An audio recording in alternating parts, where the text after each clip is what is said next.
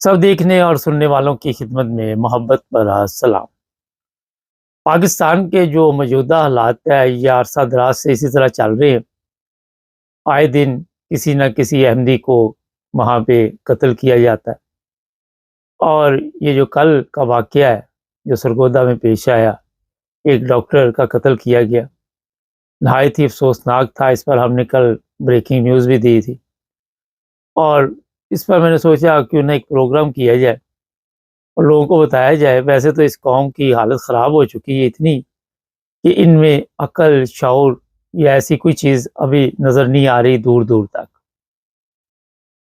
یہ جو ڈاکٹر صاحب ہے، ان کے بارے میں لوگ بتا رہے ہیں کہ بہت اچھے انسان تھے اور لوگوں کی خدمت کر رہے تھے۔ اس قوم کی یہ بدقسمتی ہے کہ جو بھی ان کی خدمت سچے دل سے کرتا ہے یہ اسی کے دشمن بن جاتے ہیں۔ یہاں سے آپ اندازہ لگائے کہ کتنی بدقسمت قوم ہے یہ۔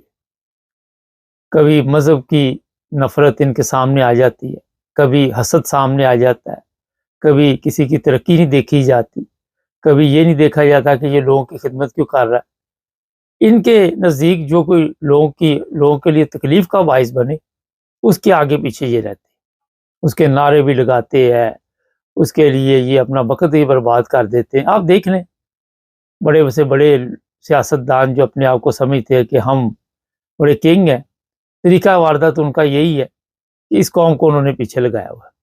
ان کے سامنے یہ آپ کبھی دیکھیں تو کرسی پہ نہیں بیٹھ سکتے، ان کے پاؤں میں بیٹھتے ہیں۔ تو یہ جو پاؤں میں بیٹھنے والے لوگ ہیں، ان کا آپ پھر دماغ چیک کر لیں کہ کتنی عقل اور کتنا شعور ان میں ہوگا۔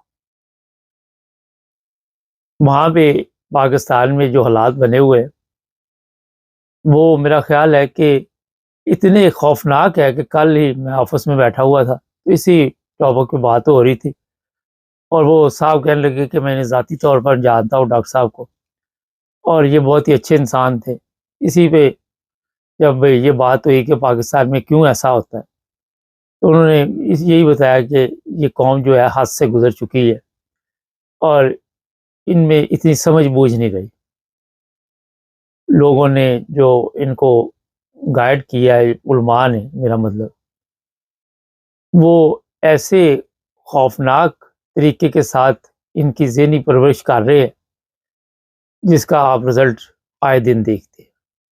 یہ تیسرا قتل ہے میرا خیال ہے، اور ہر جمعے کو ہو رہا ہے۔ پہلے کراچی میں واقعہ پیش آیا، پھر ایک اور آپ کو پتہ ہی ہے، اور پھر یہ تیسرا۔ میں اپنے دیکھنے والوں کو صرف یہ پوچھنا چاہتا ہوں، بڑے لوگ ہوتے ہیں جو اختلاف ہمارے چینل سے رکھتے ہیں جب ہم حق اور سچ کی بات کرتے ہیں،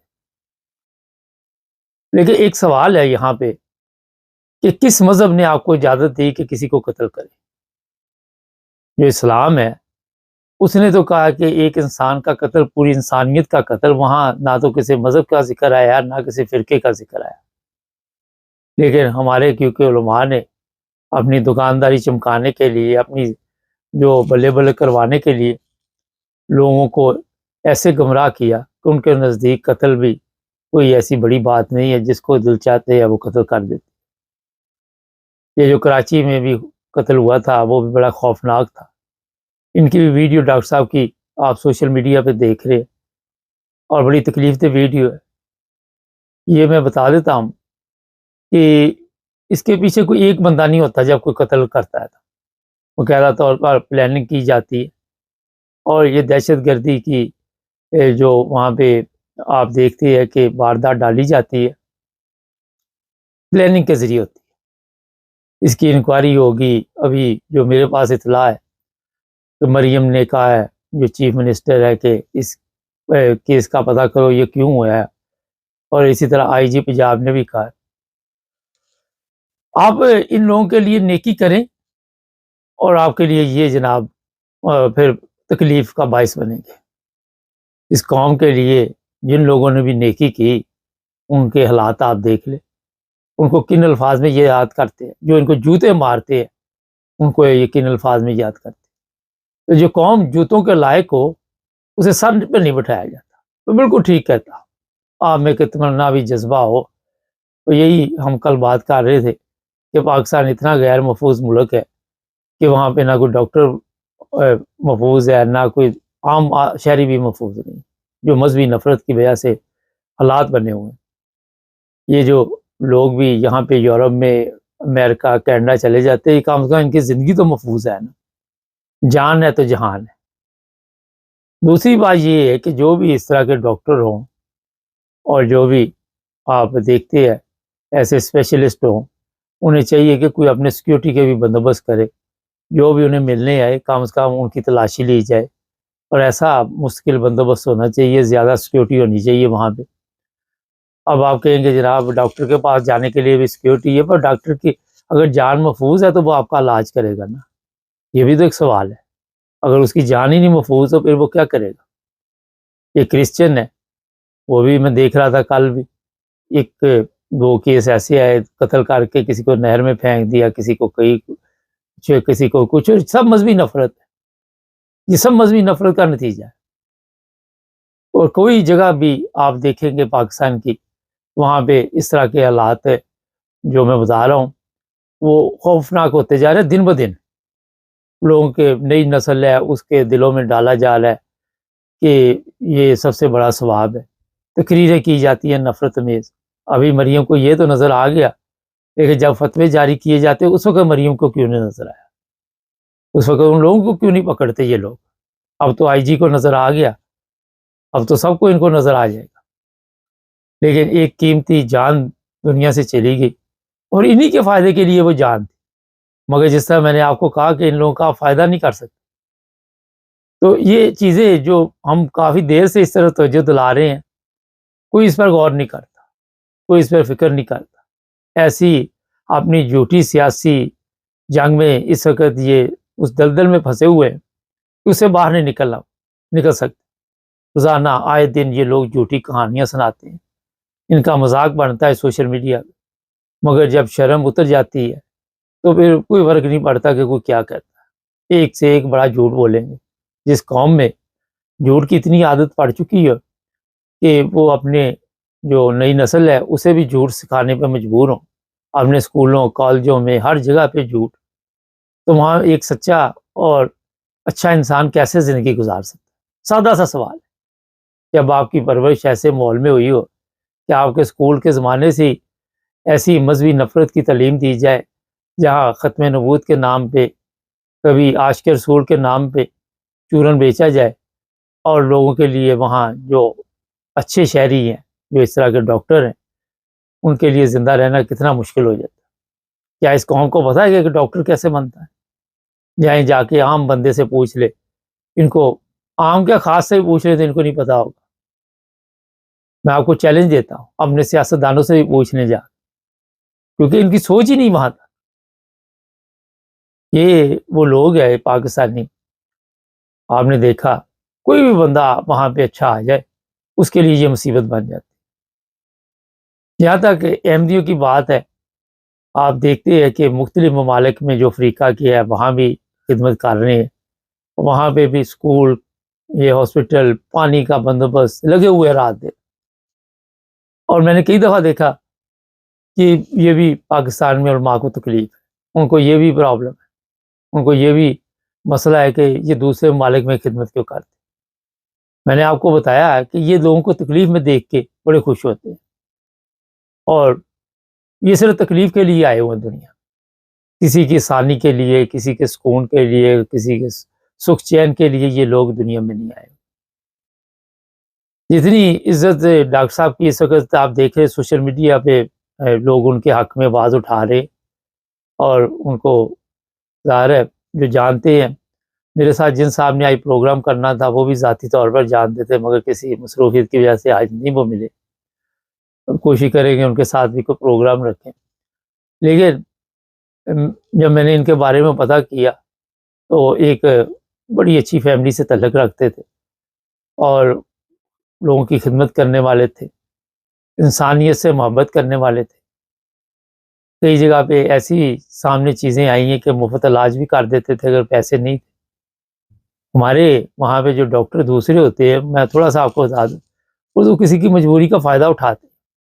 آپ نے دیکھا مختلف جگہ پہ، ابھی یہ مریم نے کہا کہ جو ہاسپٹلوں میں کام کرتے ہیں وہ اپنے پرائیویٹ کلینک نہیں بنا سکتے. طریقہ واردہ یہ ہوتا ہے کہ آپ ہاسپٹل آئے تھے، انہوں نے کہیں گے ہمارے پرائیویٹ کلینک آئے، وہاں آپ کو چیک کریں. مگر یہ ایسے ڈاکٹر صاحب نہیں تھے جس طرح میں نے آپ کو بتایا. یہ دیانتداری کے ساتھ انسانیت کی خدمت میں لگے ہوئے تھے.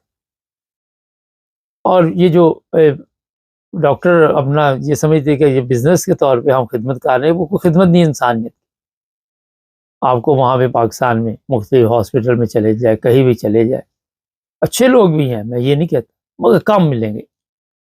مجھے یاد ہے، میں واقعہ تو کئی دفعہ سنا چکا ہوں، لیکن نئے آنے والوں کے لیے 96 میں میں پاکستان گیا. اپنے میرے والد صاحب کی وفات ادھر جرمنی میں ہوئی تھی. تو وہاں پہنچے تو ہمارے ایک چچا، اب تو وہ بھی اس دنیا میں نہیں، تو وہ ایئرپورٹ پہ آئے لاہور، تو ان کی طبیعت خراب ہو گئی، ہارٹ کا مسئلہ ہو گیا، کمزور دل تھے. تو ان کو ہم لے کے ہاسپٹل گئے. تو وہاں میں نے ڈاکٹر نے مجھے کہا جناب یہ ایک ٹیکہ لے کے آئیں. وہ میں پہلی دفعہ گیا تھا کافی عرصے بعد پاکستان. خیر میڈیکل اسٹور پہ پہنچا تو میں نے اس وقت شاید یہ 5000 روپے کا تھا، 96 کی شاید بات. وہ میں لے کے آیا تو وہ نرس کہنے لگی سرنجیں نہیں لے کے آئے. میں کہا اچھا جی. تو کہتی 10 سرنجیں لے آئے، ایک ٹیکہ لگانا 10 سرنجیں لے آئے. ابھی میں وہاں سے جانے ہی لگا تو وہ کہنے لگے جی یہ کسی اور کو بھیجے، آپ اس نرس کا خیال رکھیں. یہ جو نرس ہے یہ ابھی جو آپ اس کو یہ ٹیکہ لے آ کے دیا ہے ادھر کا ادھر کر دے گی، اور یہ دوبارہ میڈیکل اسٹور پہ پہنچ جائے گا، اور آپ کے چچا کو پانی کا لگا لوں کہ کوئی بندوبست کر دیں گے. تھوڑی دیر بعد آپ کے والد صاحب کے ساتھ چچا کے ابھی کام ہو جائے گا. یہ میں آپ کو بالکل حقیقت بتا رہا ہوں، جو میرے ساتھ ہوا. اور پھر میں نے وہی کیا. میں وہاں کھڑا تھا اور میں اس کا دھیان رکھ رہا تھا. اس کو پتہ چل گیا کہ اس کو کسی نے اطلاع دے دی ہے اور یہ میری دکانداری خراب ہو گئی. یہ میں بتا رہا ہوں کہ آپ کے جو مسیح ہے ڈاکٹر، آپ جن کو سمجھتے ہیں نرسیں سمجھتے ہیں، وہ اس طرح کے کام کرتے. یہ حالت ہے وہاں.